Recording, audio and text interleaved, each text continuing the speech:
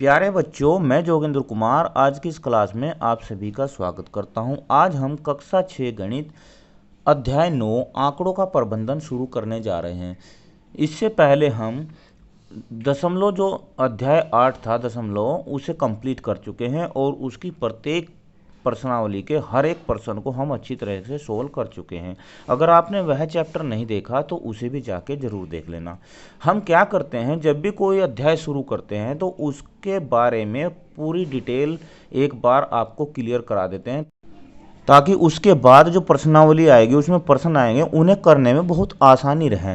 क्योंकि जब पहले ही टॉपिक क्लियर हो जाएगा तो उसके बाद प्रश्नों को हल करने में हमें इतनी कठिनाई नहीं होती।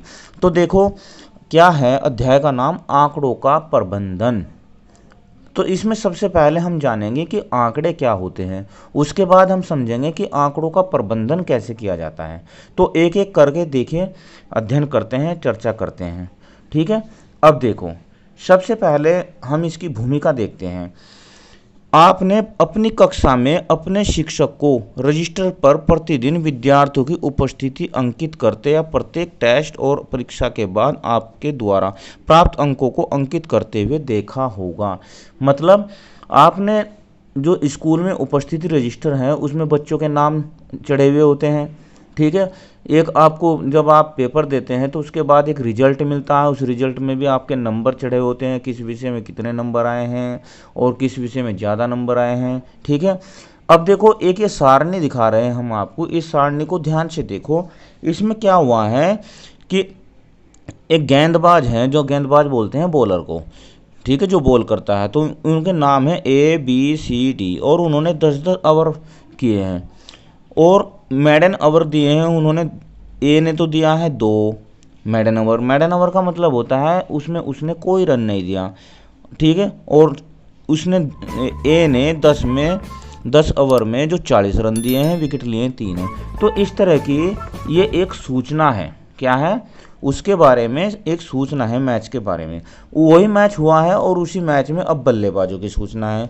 बल्लेबाज हैं EFGH। तो ई ने बनाए हैं 45 रन, गेंदें खेली हैं जो है 62 और 75 मिनट खेला है। इस तरह की इसके बारे में भी यह सूचना है।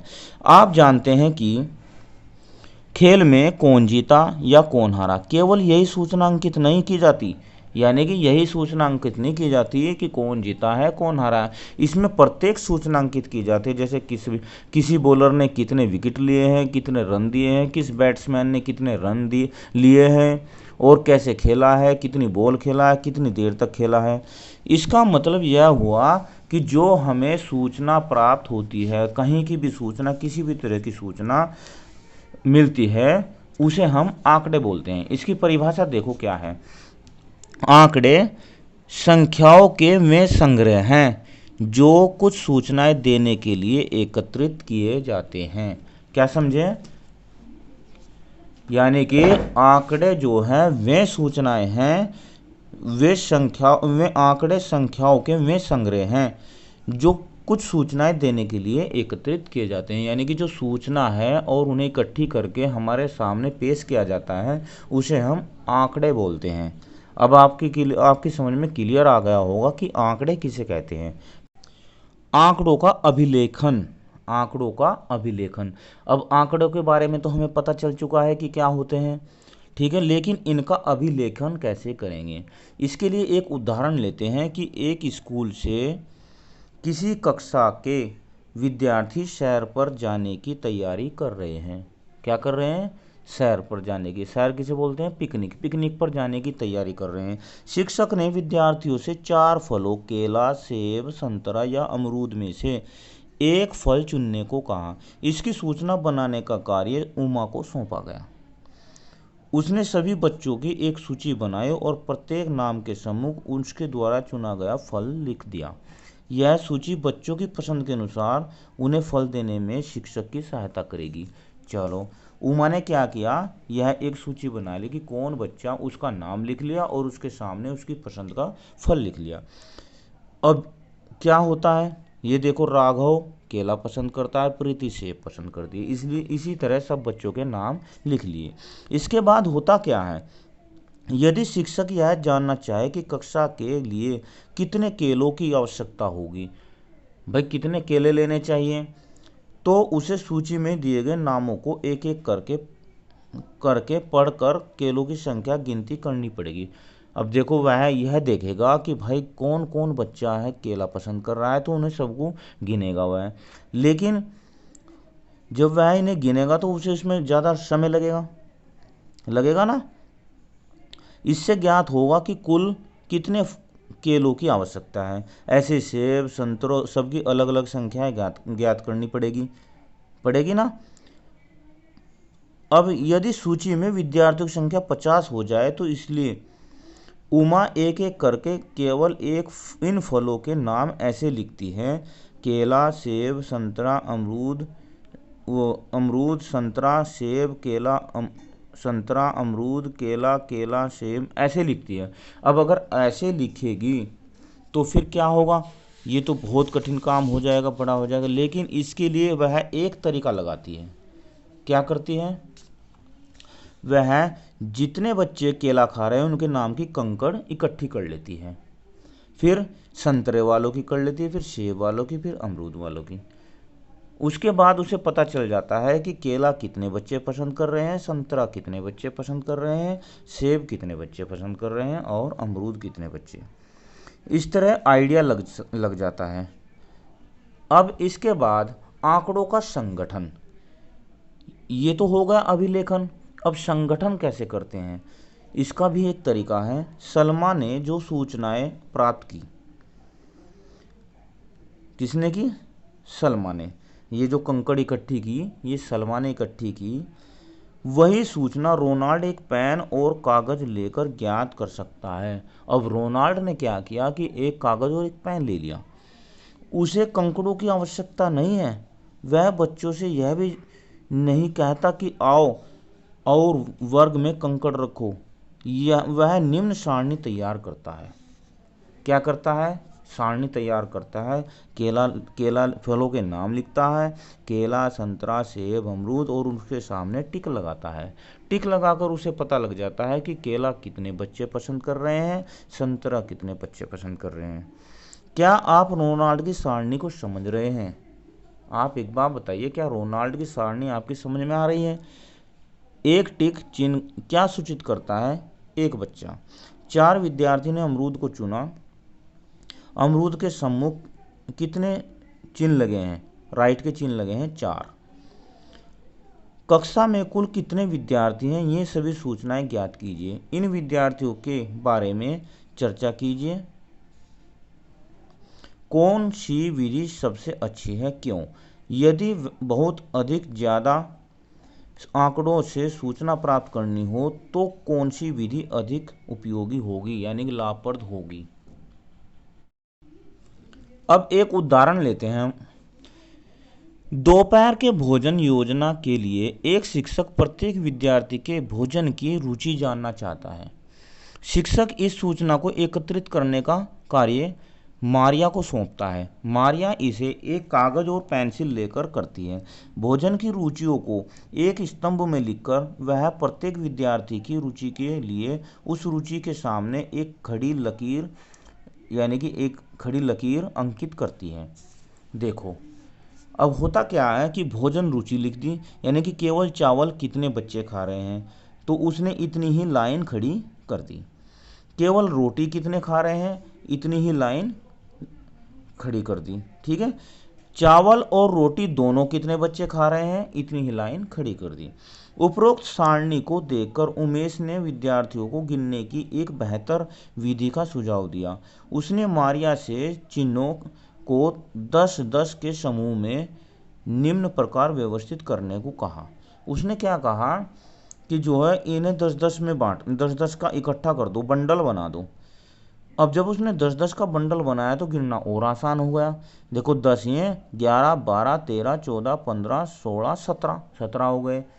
लेकिन इसके बाद क्या हुआ, राजन ने इसको और अधिक सरल बनाने के लिए उससे कहा कि वह 10-10 के समूह के स्थान पर 5-5 के समूह बनाए, जैसा कि नीचे दिखाया गया है। अब उसने 5-5 बना दिए। अब 5 5 में क्या हुआ, और आसान हो गया, 5 5 10, 5 3 15 और 2 17। ये 13 बच्चे हैं और यहाँ पर 20 बच्चे हैं। शिक्षक ने सुझाव दिया 5 5 के प्रत्येक समूह में पांचवा चिन्ह एक तिरछी रेखा के रूप में प्रयोग किया जाए। क्या किया, शिक्षक ने कहा कि ऐसे नहीं, इसे गोल ना करो आप, इसे आप ऐसे करो 1 2 3 4 और इसके बाद पांचवा ऐसे बना दो, गोल ना करके। क्या कहा शिक्षक ने कि इसे गोल ना करके आप इसे ऐसे बना दो, 4 लाइन खड़ी करो और एक तिरछी लाइन कर दो तो 5 हो जाएंगे।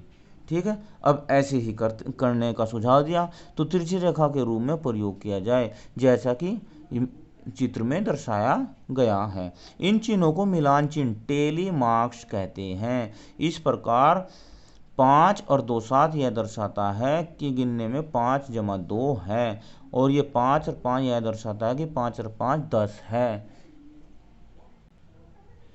इसके साथ सारणी निम्न प्रकार दिखती है। देखो अब सारणी कैसे दिख गई, बहुत अच्छी लग रही है। 5 यहाँ पर, 5 यहाँ पर, 5 यहाँ पर और 2 यहाँ पर। ऐसे ही उदाहरण नंबर 2, ये समझते ही आपकी क्लियर समझ में आ जाएगा। एकता ने उसकी कक्षा 6 के विद्यार्थियों के जूतों के माप के बारे में आंकड़े एकत्रित करने के लिए कहा गया। उसने नीचे दर्शाए अनुसार अपने आंकड़े लिखे।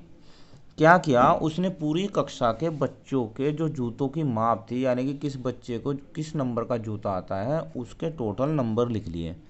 अब जब नंबर उसने लिख लिए, उसके बाद क्या कहा, क्या किया उसने, जावेद निम्नलिखित सूचना जानना चाहता था। फर्स्ट, अधिकतम विद्यार्थियों द्वारा पहने जाने वाले जूतों का नाप। सेकंड, न्यूनतम विद्यार्थियों द्वारा पहने जाने वाले जूते का माप। क्या आप इस सूचना को ज्ञात कर सकते हैं? तो उसने क्या किया, देखो जूते का नाप लिख लिया, मिलान चिन्ह ऐसे ही, और विद्यार्थियों की संख्या। अब ये मिलान चिन्ह कैसे किया, देखो इसका जो तरीका उसने लगाया यहाँ पर कर लेते हैं। देखो जूते का माप, जूतों का नाप। अब यहाँ पर देखो जो 4 नंबर का जूता है, जो 4 नंबर का जूता है, यहाँ पर देखो ध्यान से, तो किस किस का होगा, देखो 4 कितने हैं, एक ये रहा 4, और आगे देखो एक ये रहा 4, एक ये रहा 4, एक ये 4, और भाई बच्चों एक ये रहा, कितने हो गए 4, 1 2 3 4 5, कितने 5। अब यहाँ पर देखो 5 ही दिख रहा है ना, तो उसने ऐसे किया। इसके बाद 5 नंबर का जूता, 5 नंबर के जूते भी इसने इसमें देख लिया कितने किस किस के पास है 5, 1 2 3 4, और ये भी 5, और आगे आगे देखो 5 6, और इससे आगे 7 8, और आगे नहीं है, तो कितने हो गए, देखो 5 नंबर के जूते हो गए 5 और 1 3 8। इस तरह उसने क्या किया कि जूतों का नाप और मिलान चिन्ह करके विद्यार्थियों की संख्या उसने क्लियर पता कर ली। तो ये जो हम देख रहे हैं, यही तो आंकड़ों का प्रबंधन है। आंकड़ों का मतलब है सूचनाएं, और सूचनाओं को संख्या में बदलना और उसका फिर मैनेजमेंट करना, उसे ही तो आंकड़ों का प्रबंधन बोलते हैं। आशा करता हूं कि आपको आंकड़ों का प्रबंधन अच्छी तरह समझ में आ गया होगा। ठीक है, अब इसके बाद देखिए यहाँ पर ध्यान से देखो क्या लिखा है, चित्रालेख। क्या लिखा है बच्चों, चित्रालेख। अब चित्रालेख क्या होता है, देखो वहाँ पर तो हम संख्याएं लिख रहे थे, लेकिन यहाँ पर क्या है कि चित्र दिए गए हैं, ये चित्र के रूप में दिए गए हैं, इन्हें बोलते हैं चित्रालेख। देखो एक अलमारी में 5 खाने हैं, प्रत्येक खाने में पुस्तकें एक पंक्तिबद्ध रूप में रखी हुई है। विस्तृत जानकारी निम्न प्रकार अंकित सूचित की गई है। देखो पंक्ति, ये तो हो गई पंक्ति। अच्छा, एक किताब एक पुस्तक, इसका चिन्ह दिया गया है, तो पंक्ति में यहाँ पर कितनी किताब है, 1 2 3 4, तो यहाँ पर 4 आ जाएगा। यहाँ पर 5 है, यहाँ पर 2 है, और यहाँ पर 3 3 6 और 2 8 है, और यहाँ पर 3 है। किस पंक्ति में पुस्तकों की संख्या सबसे अधिक है, प्रश्न पूछ लिया, किस पंक्ति में पुस्तकों की संख्या सबसे अधिक है। किस पंक्ति में पुस्तकों की संख्या सबसे कम है? क्या पूछा? किस में सबसे अधिक है, किस में सबसे कम है? क्या ऐसी पंक्ति जिसमें एक भी पुस्तक नहीं है? तो इस तरह के प्रश्न हम इस चित्र को देखकर आराम से दे सकते हैं। ठीक है, अब देखो, आप उपरोक्त आलेख को देखकर ही इन प्रश्नों के उत्तर दे सकते हैं। इसमें प्रयुक्त चित्र आंकड़ों को समझने में आपकी सहायता करते हैं। इसे एक चित्रालेख कहते हैं, पिक्टोग्राफ इसे कहते हैं, जो चित्र के आधार पर हम प्रश्नों के उत्तर देते हैं। एक चित्रालेख आंकड़ों को चित्रों, वस्तुओं या वस्तुओं के भागों के रूप में निरूपित करता है। इसको केवल देखकर ही आंकड़ों में से संबंधित प्रश्नों के उत्तर दिए जा सकते हैं। इसके आधार पर एक उदाहरण देखते हैं बच्चों। देखो, एक चित्रालेख की व्याख्या। पिछले सप्ताह में 30 विद्यार्थियों वाली एक विशिष्ट कक्षा में अनुपस्थित रहने वाले विद्यार्थियों की संख्या निम्न चित्रालेख द्वारा विस्तृत रूप से दर्शाई गई है। देखो, सोमवार को ये जो एक मुखौटा दिया गया है, ये एक बच्चा उपस्थित है, एक बच्चा अनुपस्थित है। ठीक है, अब सोमवार में ध्यान से देखो कितने बच्चे अनुपस्थित है, 1 2 3 4 5, कितने हैं? 5। मंगलवार में 4 हैं, बुधवार में 2 हैं, बृहस्पतिवार में कोई नहीं, शुक्रवार में 1, शनिवार में 3 3 6 और 2 8, 8 बच्चे अनुपस्थित हैं। इसके आधार पर हम प्रश्नों के उत्तर देते हैं। ए में क्या पूछा है? किस दिन सबसे अधिक विद्यार्थी अनुपस्थित थे? शनिवार में, हमने संख्या देख ली है 8 शनिवार में, तो यहाँ पर क्या आ जाएगा उत्तर? शनिवार। बहुत आसान है, जब ये समझ में आ जाते हैं बहुत आसान प्रश्न हो जाते हैं। किस दिन उपस्थिति पूर्ण रही? मतलब किस दिन अब्सेंट कोई भी बच्चा नहीं रहा? तो देखो यहाँ पर लगा हुआ है डैश, बृहस्पतिवार में। कहाँ भाई? बृहस्पतिवार में। इस सप्ताह में कुल अनुपस्थिति कितनी रही? पूरे सप्ताह में कितने अनुपस्थित रहे? इसे हम इन्हें टोटल कर लेंगे। 5 और 4 9 और 2 11 और 1 12 और 8 20 बच्चे अनुपस्थित रहे। तो इस तरह हम इन चित्रालेख के आधार पर इनकी व्याख्या करके प्रश्नों के उत्तर भी दे सकते हैं। ठीक है, अब आगे इसमें ऐसे ही प्रश्न आएंगे प्रश्नावली में। आशा करता हूँ कि आपको यह अच्छी तरह समझ में आ रहे हैं। देखो, एक उदाहरण ये रहा, ये भी ऐसा ही उदाहरण है। इसमें क्या कहा है? इसमें कहा है निजी कार कितने बच्चों के पास है, सार्वजनिक बस से कौन जाते हैं, स्कूल बस से कौन जाते हैं। ऐसा ये उदाहरण है।